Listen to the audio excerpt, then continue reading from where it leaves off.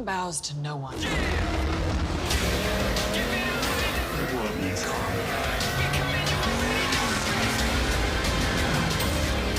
There's something provoking me into war. All right, guys, what is going on? I know it's been a couple of weeks since we actually had the last video. Reason being, the truck is down. The day after, the day at ACO, we were having some issues at the end of the day.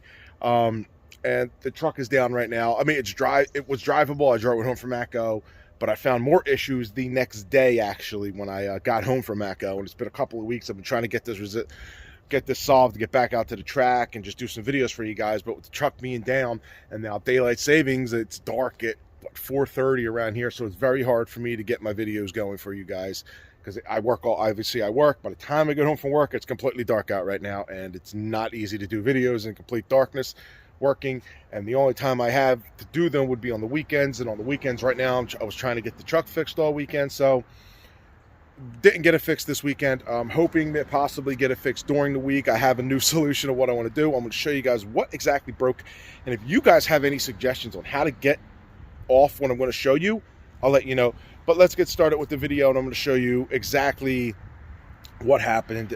First, I'm going to show you what was going on at ACO, guys, and then I'll show you the next day. And I did take a couple of videos the next day, and yeah. So first, we're going to show you what happened at ACO and why is this damn thing doing this. All right, guys. Well, the day of ACO, we went to the last time at the track. Obviously traction was a huge issue, but the first I think last two runs of the day, I think I got 3 or 4 on, I don't remember. The first run was actually pretty decent, good mile an hour. We couldn't hook for crap. We still ran 11.1. It was crappy weather. I think weather actually wasn't too bad. No, weather was good that day. Yes, weather was good, but we were spinning all over the place, so we weren't getting any traction. Later on, as the weather got better, we were actually, even the terrible 60 foot, we were doing like a 1.8, 60 foot, and it was spinning really bad. And my average on the 60 foot is a high 1.4 to a low 1.5 right now, the way the truck is. So I'll call it a 1.50. We'll start with the 1.50 there. We're doing like 1.85s, 1.9s. So we're way off, way off. And we were doing 1.8s, I think, the whole night, basically. Maybe we did 1.17. I don't remember. The only decent run we did a 1.65. Which is still almost 0.15 tenths slower than what we could have done. So if we would have got our, good time, we could have possibly broke that 10. But then everything went to crap. We started spinning worse. And I noticed that the air at the end of the day, at the end of the track, at the end of the day, when I was leaving, the air fuel was terrible. At idle, it was like 8. It was pushing around the 20. It was about to stall, trying to figure out what's going on. And I know at the track, during I usually keep an eye on it as I'm going wide open throttle down the track. I think the last run or the last 2 runs, it was a little bit lean. Nothing crazy. I don't know, because I don't think it went too crazy. It was just a little bit lean, and I think that had to do with the air fuel being at 20 air fuel at idle when it's supposed to be anywhere from 14.7 to like 15.5. It'll fluctuate back and forth. Usually it stayed for me in the 14.7, 15.0 range, back and forth, but it's always been a little high lately, and it got so high it was bad. So I was like, all right, I'm not gonna. So the last 2 runs at the track, we were off. Like, even spinning as bad as I was, I should have ran better than 11.4. And even in the great weather, I should have ran better than that no matter what. So I knew something was off. So talking to Jay on the way home from the track, I did a pull, and I noticed even at wide open throttle, the air fuel was off. I was like, something's not right. Something isn't going right, because it was perfectly dialed in on the way to the track in the first couple of runs. First run or 2, I can't remember. I have it all videoed. The first run, I know it was good. I got that logged to Jay and everything, but then it started getting worse. So something was going on. And, yeah. I'm going to show you the air fuel real quick and what that was doing while I was out the track and when I decided to leave.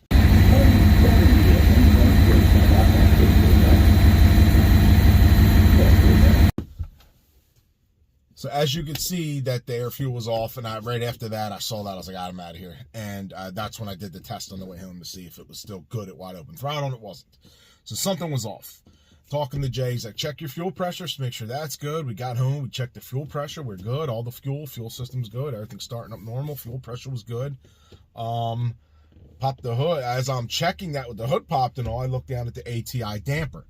And the ATI damper was vibrating, and it wasn't on tight. And you'll see. I'm gonna show you the video right now.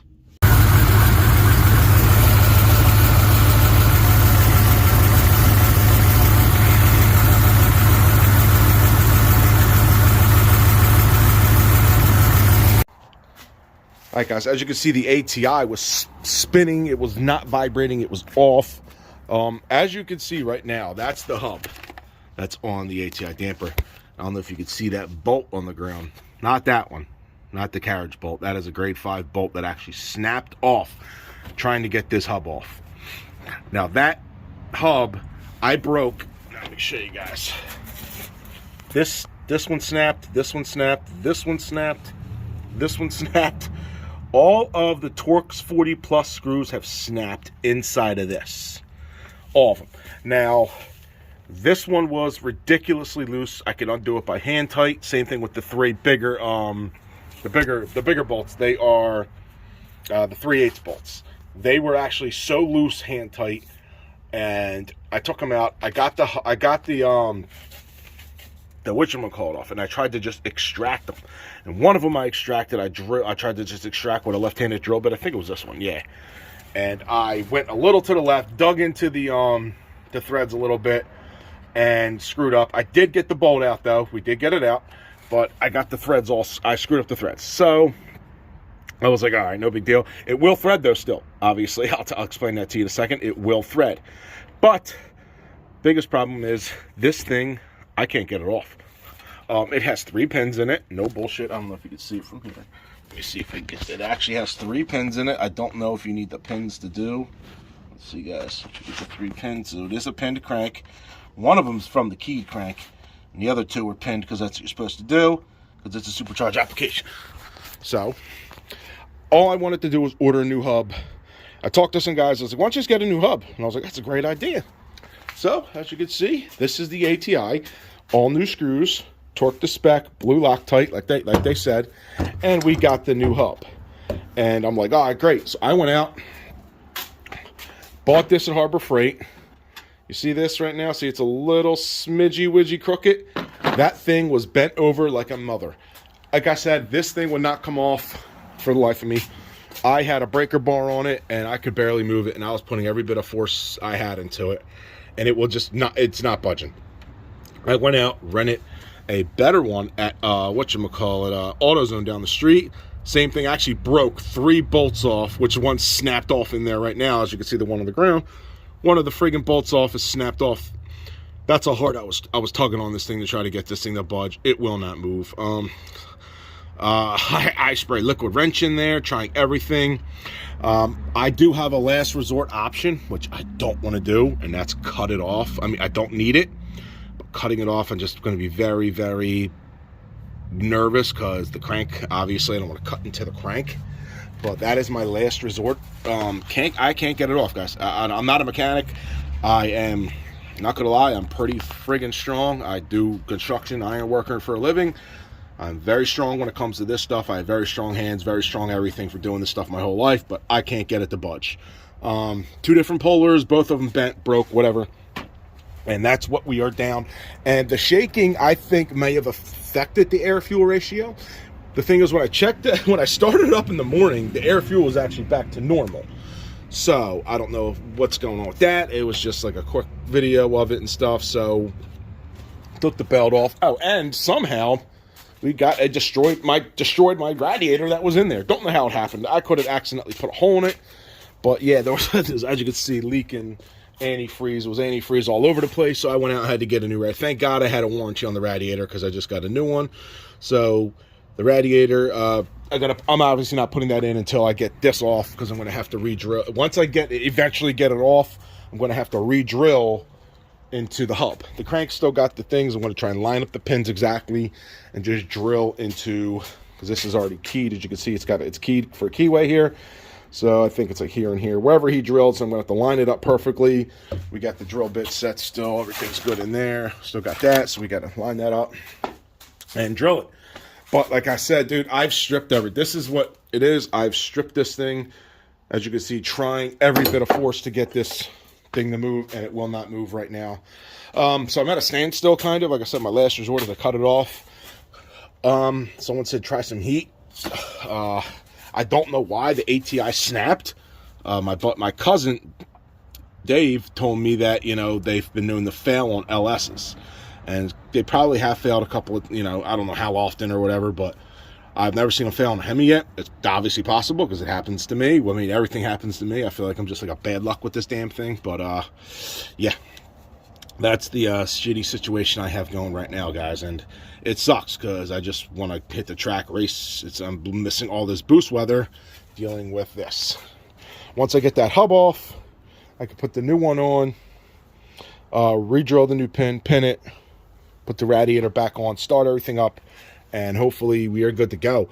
The air fuel, I don't know if that's going to go back to normal. I don't know what's going to, I don't know if the shaking had anything to do with it. It could. I don't know. I'm not, like I said, I'm not a mechanic. Who knows? But yeah, that's what's going on with the truck. Hopefully we can get this fixed possibly this week, and if I can't get it off with another puller or somebody helping or anything, yep, that's going to have a grinder cut to it and have to cut it off with a grinder. It sucks, but it is what it is. I need to get it off so I can get the new one on and get the truck back to where the truck's got to be.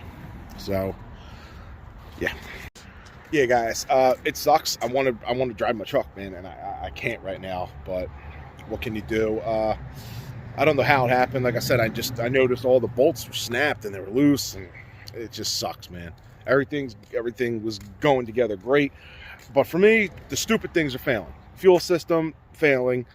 That's my fault also because of the friggin' basket. But the new one's actually holding up pretty good. It's a new basket I made, so I made it a little bit better, a little bit different. Hopefully it holds off until, you know, whatever, holds off for now on. Hopefully it holds off for good, actually, to be honest. Like I said, if we ever decide to go E85, we have a second pump ready to go in that basket as soon as possible, but we're not doing any E85 because Jay said the trans is possibly slipping because we are making some power. So we're making some good power. But yeah, guys, that's what I got for you today. Hope you enjoyed the video. Hit that like, subscribe if you're new to the channel, and hopefully we can get this thing fixed and I get back to the track and give you guys the good content like usual. Talk to you guys later. Peace.